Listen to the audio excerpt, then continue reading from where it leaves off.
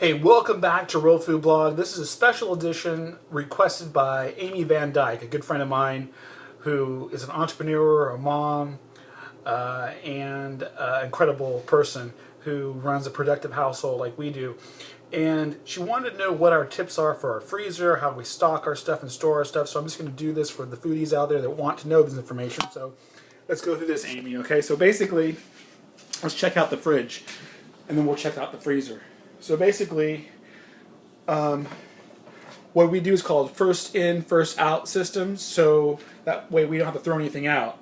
Meaning that as we buy new stuff, it goes in, and then the old stuff, like we got down here on this shelf, we have some old carrots that need to be used. We have some ginger and some lettuce. So all this needs to be used first before I get into these drawers. Now down here we have lettuce, cabbage, tomatillos, romaine, and some pasillas.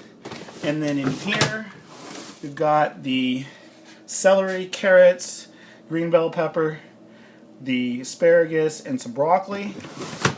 And then we keep a cheese drawer. We have like tortilla, and I've obviously reused the Mission tortilla bag. Or, you know, in this, we've got some Velveeta slices because you never can have, you always can have a quick grilled cheese sandwich, or the baby can.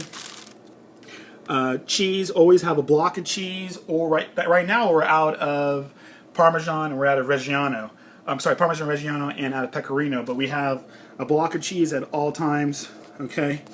That's in our $7 a week budget for cheese. And then, as we work our way up, we have 2 whole chickens, okay? And we have our herbs, which we have washed and put in paper towels. We have green onions, we have cilantro, and we have parsley, which we always have those 3.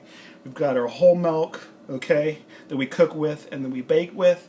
And then as we move up, now we have stuff that's...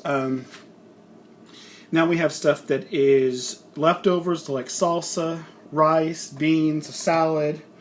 We've got minestrone soup that needs to be put into the freezer. That's why I'm showing you this, because this is our process. Once we've used it or we're done with it before, the 3-day rule on everything means you got to use it or freeze it within 3 days. And so this has been about 3 days, and we'll put this in the freezer, and I'll show you that in a second.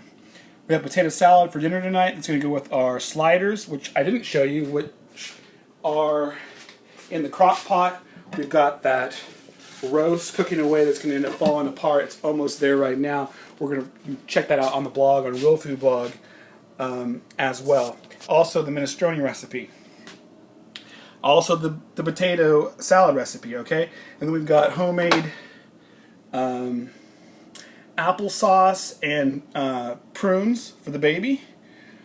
We have our yogurts, our cottage cheese, our sour creams, all for our eggs, our butter, and then we have, which I find very handy, our tomato paste in a tube. It's concentrated. Backup garlic. We've got our anchovy paste, which is great for Caesar salads and for pastas. We have always our yeast for making our pizzas and everything else we make. And then our condiments. We've got always real syrup. I don't care how much it is. And we always have real mayonnaise too. I don't care if it's on sale or not.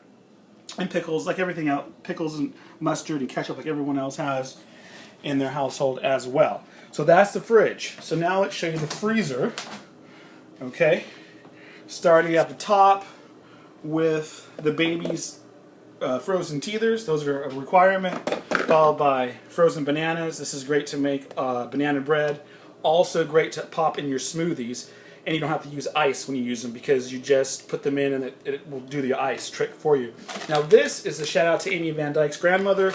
This is what we do with all of our butter wrappers, right? That's left over from when we buy butter, and when we use the butter, we put them in the freezer, and that way we can grease our casserole dishes, our cake pans, our muffin tins, or whatever we're doing. Thank you, Amy Van Dyke, for this trick. We use it, and here's proof. Then I give a shout out to my regional vice president, Gary Martin, who taught us to do party ice. So we have this half gallon and 2 other full gallons of ice, which you just use to break up with a hammer, and you don't have to buy ice when you're having a party. Okay, and then at the top, we usually have our breads. We have Hawaiian bread left over from Easter, which I need to take out for our sliders tonight. We have, what I like to do is we buy the French bread.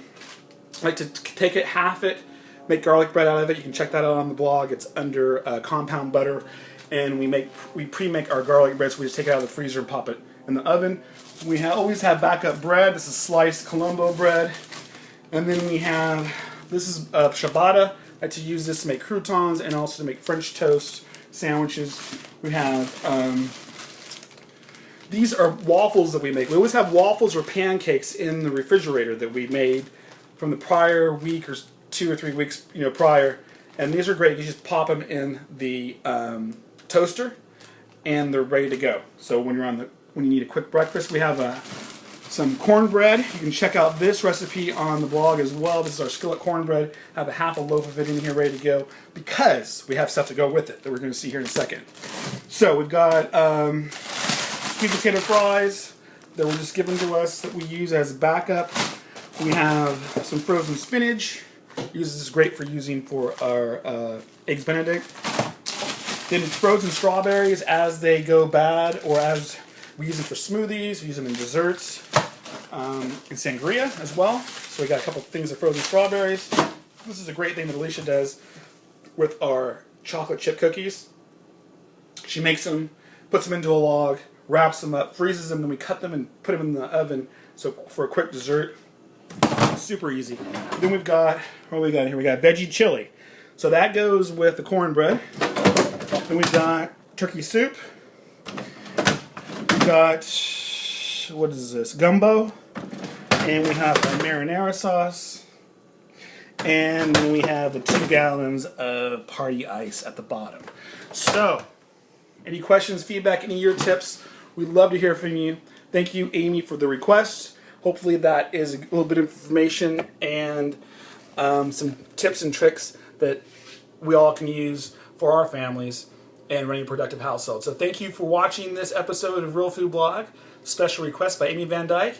Continue to watch our blog, join our blog on Facebook at Real Food Blog, okay? We'd love to hear from you. We'd love you to participate, post your food, your favorite tips and tricks, all that good stuff. So thank you for watching and joining Real Food Blog. We'll see you next time right here on Real Food Blog.